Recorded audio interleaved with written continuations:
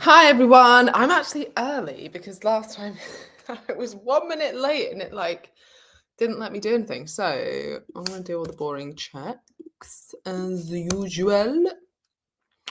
And I only really care that we're live in the right places. Or is it gonna make it so it's exactly? Oh no, okay. Well I have an email telling me I'm live. But can't see anything there. Or maybe it's because I'm logged in. Oh, no, wait, I am live. Okay, right. As usual, sorry for that boring start. Okay, hi everyone. Hope you've had amazing days. It's Monday. I'm amped up. I'm excited. I have great things to debunk for you, but I also have a really great story. So I'm going to tell you about this really cool case study. As you can tell, I'm a massive geek and get excited about case studies, but this is really interesting. So it's a couple of years old actually, but it just came back to my attention because one of my amazing clients sent me it and I was like, oh, yes, this is such a good example of aging in the right way. So it's a case study of this man who's 93 years old. He's called Richard. And he has the aerobic fitness and percentage body fat of a healthy 30 to 40-year-old. And he's the indoor rowing world champion.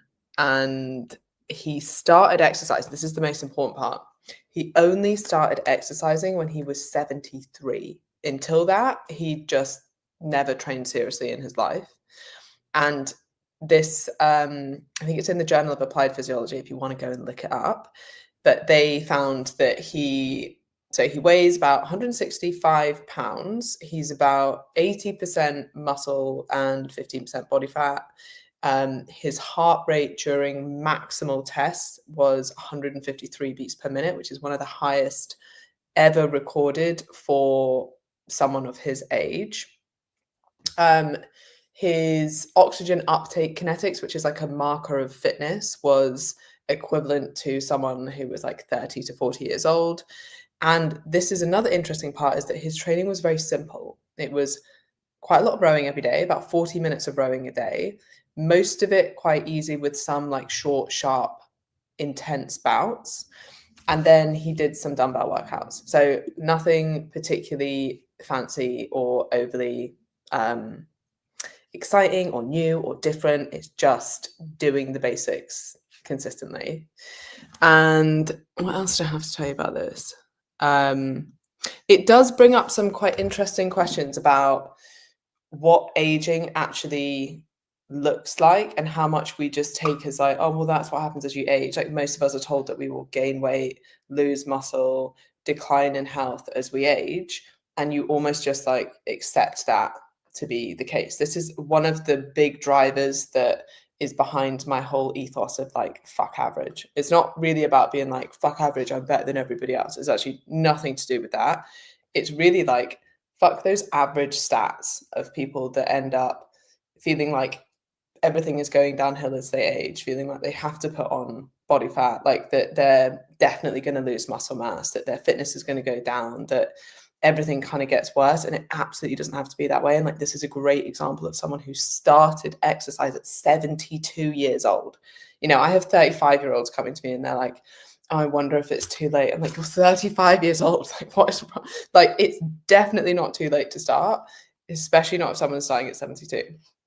And then that kind of begs the question, how much of physical decline that we see is biological aging versus how much is actually just inactivity and decades of not really challenging our muscles or our heart or our lungs, our cardiovascular system.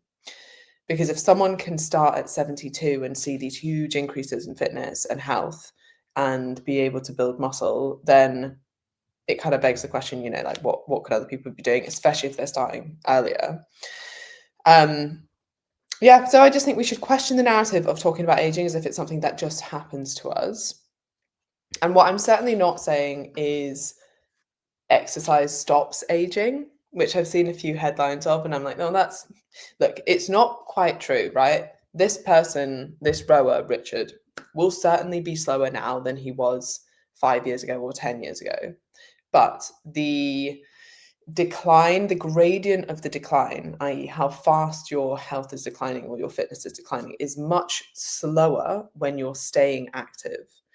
And he's living proof that being consistently active and exercising slows aging, right? You're not going to stop aging, but you can certainly slow aging, and you can change the way that those years are spent. So it's never too late to change that trajectory.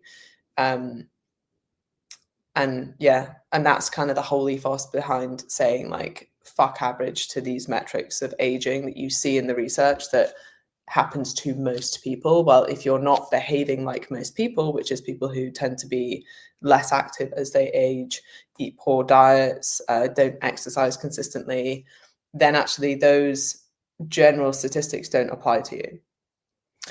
And if you want to be a fuck average legend, then make sure you sign up to this intake of Commit 6. I have named this intake the Fuck Average Club because average people don't start in December, only legends do. Most people will wait until January, and they end up ending the year feeling quite crap and starting the new year with low energy, low mood, and usually quite low motivation. Most people kind of think it's going to be easier to start in January. It's almost always not. In fact, it's usually significantly harder to start in January. It's much easier to start the year already feeling great and having enjoyed Christmas, but not overdone it. So especially on this Commit 6, you're not only going to get our world-class coaching, but you're also going to get access to the 6-week mindset course that I wrote to help people get out of their own way, stop holding themselves back, and take action towards the life that they actually want to live. Plus my Energy First formula, which I have to say is wildly effective and is exactly how I train now, which is focused primarily on building as much energy as possible and training in a way that optimizes energy and living in a way that optimizes energy, because then honestly everything is so much easier. Like getting a lot of work done is so much easier. Being resilient to stress is much easier. Losing fat is a hell of a lot easier. Not overeating is easier. Exercising is easier. Think about the times when you found those things the most easy. They're always the times when you've had the most energy. And what most people do is they come in already lacking energy, and then they try and amp on all of these different things that they have to do when they're already really fatigued. So we need to flip that on its head, build your energy first, and actually the rest is a hell of a lot easier once you do that. So if you are interested, head over to esgfitness.co.uk/commit. We still have early bird spaces available. They went out this morning. And now I'm going to get onto some debunking. So I was sent 2 reels this week by people who were confused by the messaging in them. And the reason I've pulled these together is they kind of follow the same trend, but with very different examples. And actually that trend is something I've noticed more and more, which is explaining normal human physiology, but in a scientific way. So you sound quite smart, but then you claim that your program does it, right? So the first one was this woman who was saying that based on her years of experience of working with people, she finds that women that come to her, their bodies don't know how to utilize carbohydrates. But by buying her plan, she can teach you how to train in a way that's going to make your body more efficient at using carbs or more able to use carbs. And this is a classic case of selling you a problem that you don't actually have, or telling you that you have this problem and then selling you a solution, but you didn't actually have the problem in the first place. So to quote what she said, here's your exact prescription for how to use carbs to build muscle, improve recovery, and increase exercise tolerance. And then she goes on to basically simply explain normal human physiology, and then claims that her training is what does that. And some of the claims are just wild and would never happen. If you understand basic physiology, and for me reading this, I was going back to what I did at uni 10 years ago, basic exercise physiology, you understand that this is definitely not what's happening. So one of the claims was you can't recover or build muscle without a strong aerobic base. Now, nothing wrong with a strong aerobic base, would 100% recommend, but you absolutely can recover and build muscle without a strong aerobic base. Like hypertrophy and strength gains occur with zero cardio, and recovery from lifting is driven by your training, your rest, your sleep, your protein, your total calories. Having an aerobic base might technically build your work capacity, but it's certainly not a prerequisite to recovering from like muscle growth. You don't need it to build muscle, for example. The second claim was that, where are we? Living in an anaerobic state stops you clearing lactate, so you get puffy, inflamed, and tired. Now, lactate is a byproduct of anaerobic metabolism. It's not like this toxin that's going to make you puffy, inflamed, and tired. It's actually a useful fuel that can be metabolized to then break down and produce energy. And the body will clear lactate by doing this via oxidation when it has oxygen available within the mitochondria of the cell, right? So you don't need structured cardio to be doing that. It certainly won't make you puffy and inflamed if you weren't clearing it. But actually, if you weren't clearing it, you'd have significant other problems, which in a weird way she kind of alludes to in the next claim. But like as a just to cover that part, like lactate buildup during exercise isn't a bad thing, and you will clear it afterwards. But actually, it's also part of what stops you exercising at an intensity that you can't maintain. Because if you start to exercise in an anaerobic capacity at a level that you couldn't clear lactate, what happens is that lactate starts to accumulate. Anyone who's ever done any kind of sprint training will have felt what this feels like, and it's kind of like a burning sensation in your muscles. Like it's part of what stops you exercising to protect your body, because you can't maintain exercise at that level. And then the next claim is that anaerobic metabolism causes acidity, and you can't buffer it without a strong aerobic base. And this, again, is like, there's a little bit of just like misunderstood science in there. So yes, lactate is acidic, but you will buffer that yourself, and your body certainly won't let itself get into an acidic state. So your body isn't suddenly going to become acidic because you're doing anaerobic metabolism, or because you don't have a strong aerobic base. You would be in serious trouble if your body wasn't keeping to quite a tight pH balance. And then the next claim is that cardio is required to recover from lifting. And that, again, is not true. Sure, some like light activity might speed up recovery and blood flow, but you certainly don't need to do cardio. And you could almost argue this the other way, that excessive amounts of cardio actually have opposing adaptations to resistance training. So if you don't program particularly well, and you're doing very hard cardio type work and hard resistance type work, actually some of the adaptations will counteract each other, and you might not get as good a result in either. Now, you can absolutely program this well so that you can do both very well, but you definitely don't need cardio to recover from lifting.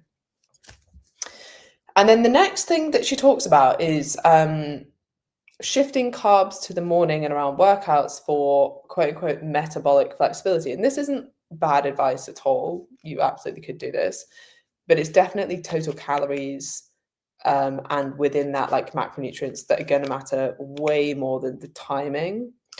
Having pre and post workout carbohydrates is much more important if you're someone who's training numerous times a day, or like you're an elite athlete who needs to recover very quickly. For most people who are like, yeah, I do 3 workouts a week, like you really don't need to be worrying about the timing of your pre and post workout carbs. And then the final claim that she makes is cardio depletes and repletes glycogen, teaching your body to store carbohydrates better. Again, both resistance training and cardio will deplete glycogen and improve insulin sensitivity, and thus allow you to utilize carbohydrates better. So it's not something that's specific to cardio. It's not something that's specific to this person's specific cardio boosting plan. And then metabolic flexibility has been thrown around quite a lot within this as well.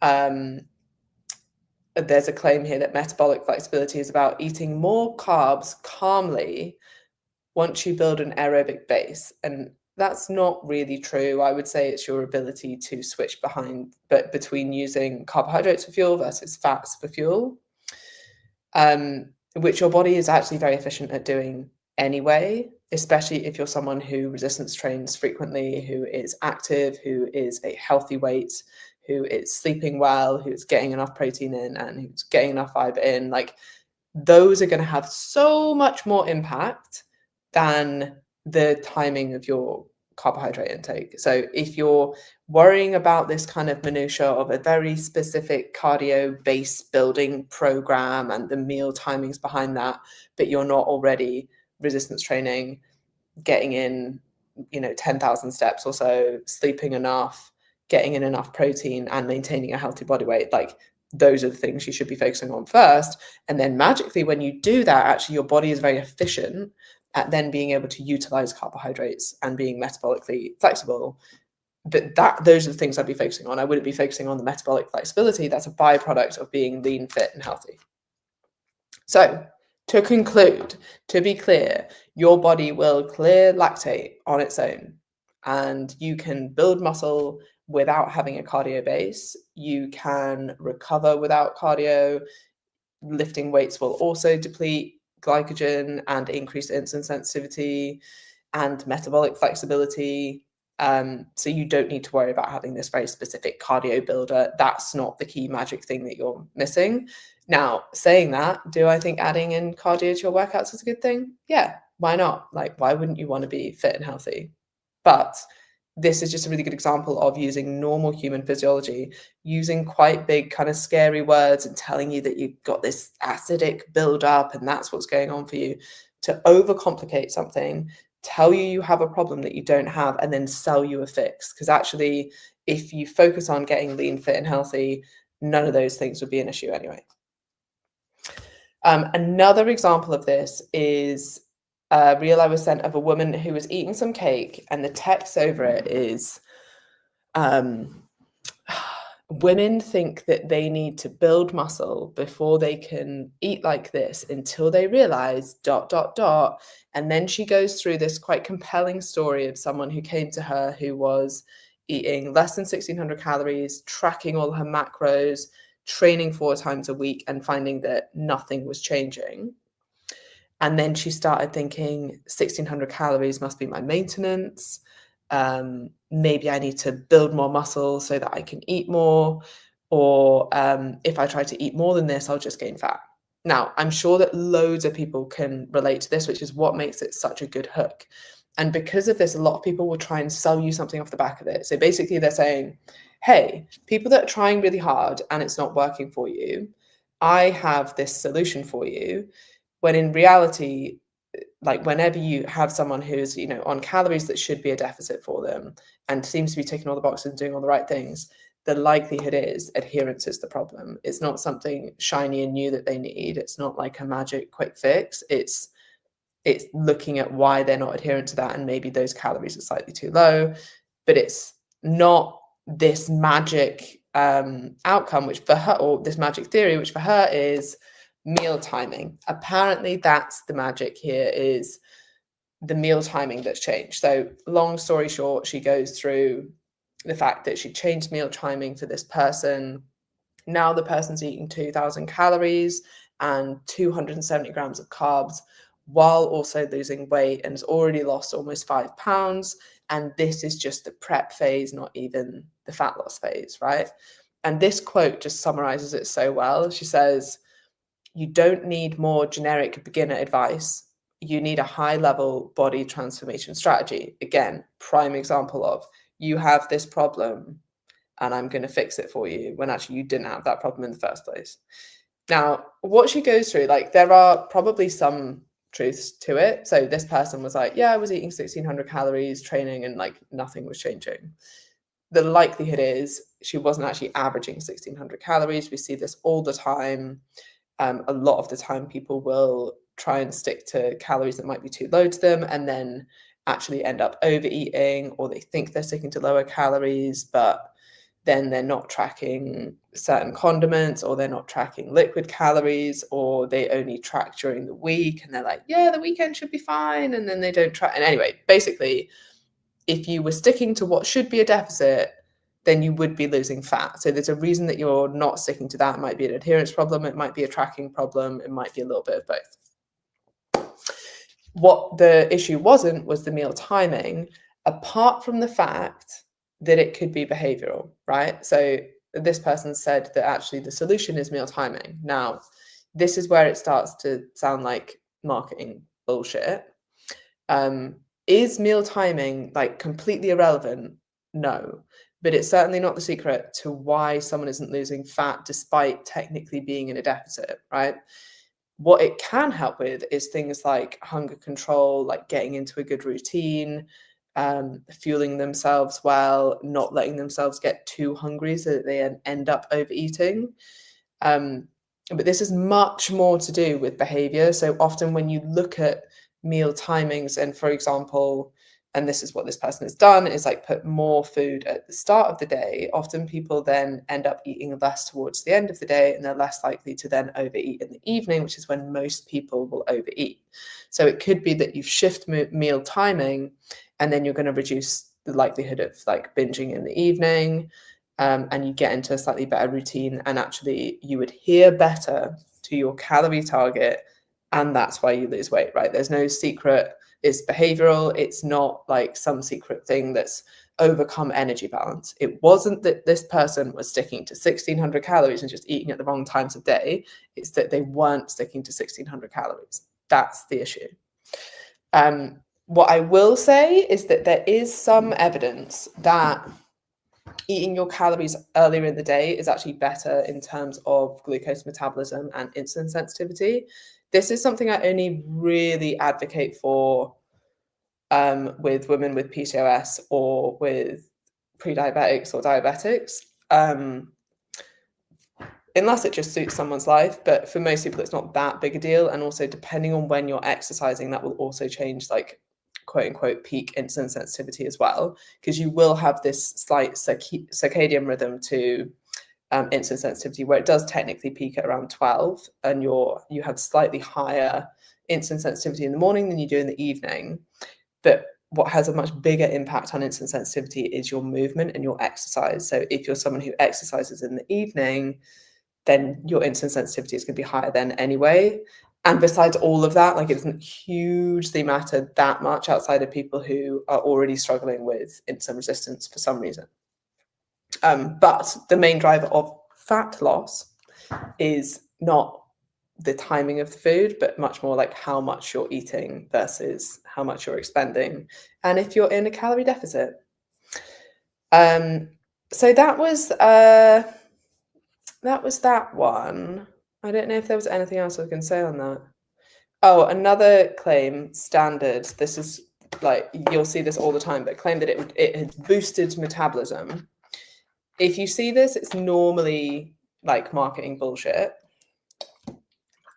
And that's because your metabolic rate is primarily influenced by your total body mass, how much mass you are maintaining, your activity levels, and then to a smaller extent, like hormones, maybe illness, very, very slightly the amount of food and the type of food that you're eating. So some types of food has a higher thermic effect, like eating more protein. That has quite a minimal effect. The meal timing is not a metabolism booster at all. And also, inflammation is just thrown around everywhere at the moment as a bit of a buzzword. You certainly can't just say that you're reducing someone's inflammation if you're not actually measuring inflammation markers in the blood. Okay, so that's that one. Let me just check where I am on the live. Oh, I don't have it up here. Oh, here I am. As well, please. I have another thing to debunk here. Okay. So the other thing to talk about is like the pushback I got this week about talking about small women. And I got quite a lot of comments from people. Initially, the comments I was like, yeah, this is actually a completely fair question. So basically, a friend of mine came to me. I know off the top of my head, I can't remember her exact weight. I think she's 52 kilograms, maybe 54 kilograms. But basically, she is actually technically in a healthy BMI range, on the higher end of the healthy BMI range. But she feels a lot better, grams lighter. Still within, right? And having looked at it, I'm like, yeah, you've got excess fat that you could lose without you getting too lean. And if you feel there and you perform better there, like your body, great, this is your goal. I'm more than happy to help you get here. But the kickback I got was like, why are you forcing this person to diet when they're already in a healthy BMI range? And there's a couple of things I want to make here. Number one, I'm not forcing anyone to do anything that people literally come to me asking for my help. I'm certainly not going out and looking for people. Um, Secondly, when you're a small person, even 2 kilograms can feel like a lot and can actually look like quite a lot as well. And I think that's quite hard to get your head around if you're not small. So this client is 5 foot tall. 2 kilograms actually does look quite different, and even, like, the way that clothes and stuff can be quite different. Now, if you're, like, 5'11", 2 kilograms, you might not even notice, you might look exactly the same, it really might not show up very much. But when you have a smaller frame, it does show up a lot. So that would be my second point. And then one woman had commented saying, um, "Why do we let women gaslight themselves like this?" And like I said, one, I'm not forcing this woman to be in a deficit. She's come to me with goal, and she feels better when she is a few kilograms lighter, still within that healthy BMI range, and from pictures, she has excess fat that she can lose and still stay healthy. Even a little bit of weight on a small frame can look very different. And then thirdly, I would argue that it's gaslighting generally to tell women how their bodies should look. So even if you're saying, like, "You should be happy you're not allowed to lose weight because you're in a healthy BMI range." Like, she's allowed to be like, "This is where I look and feel my best." Piss off, random Facebook lady, you know? You're allowed to have your own goals. And then I also just hate the term gaslight being used in, like, every I don't know, when, when it's, not relevant. So, then I had a lot of women replying, smaller women kind of just being like, "Yeah, I completely get this, I feel the same." And also the interesting discussion with someone, and this is another great point, that unfortunately there are some genetic traits that mean that, for example, South Asian women, need to have a slightly lower body fat level in order to be healthy, right? So they're higher risk of cardiovascular disease, type 2 diabetes, and general metabolic health complications at lower body fat level. And that's partly to do with where they store their body fats. They're much more likely to store it centrally, so around you get the most, metabolic complications from storing body fat, which means that you do need to be even leaner. So, as much as I talk quite a lot, and Chloe will always say, "She's obsessed with small women," which is true. I think it's a underrepresented area, and I just think it is genuinely significantly harder, especially when you look at portion sizes, et cetera, Like, it's very hard to live in the environment that we live in and stay lean as a woman, full stop, but as a small woman, even more. Then add to that, like, as a Asian small woman who needs to stay at an even lower BMI range in order to be healthy, it becomes very hard to do. And I would say especially in the winter when generally most people are moving less and then their expenditure's going down as well. So it's a hard thing to do, it's important to talk about, and actually a lot of the advice that is given to people on higher calories is just really unhelpful and unrealistic, and I think people can feel like they're doing something wrong, especially when you see posts like the post I just spoke about, which is, I've been on Now I've got this person up to 2,000 calories, and actually she's losing weight, which, technically would mean that even at 2,000 calories, that's not high maintenance. If I had my 5 foot tall, weighing 50 grams, who's just about able to get 8,000 steps a day because works an office job, has 2 kids, needs to get home, um, they would be putting on a lot of weight at 2,000 calories, right? And sometimes I know that when you kind of point that out, it's like, yeah, okay, different people need different calorie allowances. But I think when you're bombarded on social media with like, "No, you need to fuel yourself more," and like, "Look how many calories I'm eating," and blah, blah, blah. It's like, yeah, 'cause you're fucking, taller than me, you have so much more body mass to maintain that your basal metabolic rate resting needs are so much higher than mine, and you're more active, and most of these people are doing, like, high rocks classes every day and huge amounts of steps and have active jobs and things. It's just not realistic. So you need to kind of ignore all of that noise and focus on actually what works for you. And if you do want some help with that, and if you want some coaching support that is no bullshit and we're not gonna sell you problems that you don't have, we're gonna actually explain the solution best for you, apply it to you, then join the next commit series. You can message me commit on Instagram if you wanna have a chat with me about it, ESG Fitness, or you can head over to esgfitness.co.uk/commit and find out everything that you need to know. Like I said, this intake, you will also get the 6-week mindset course with it. I wrote that in the depths of heartbreak, and I have to say it's some of my best work ever. Uh, and it will definitely help you out of your own way, take action, get your head in the right space to actually change long term as well. So you can be working through that, and you will also have the Energy First formula, which works unbelievably well. All right, I'm gonna wrap up for tonight. Thank you for coming, and if you do have, um audio is not great. Sorry about that. If you do have any questions about anything, then, fire away and I'll make sure I cover them next week.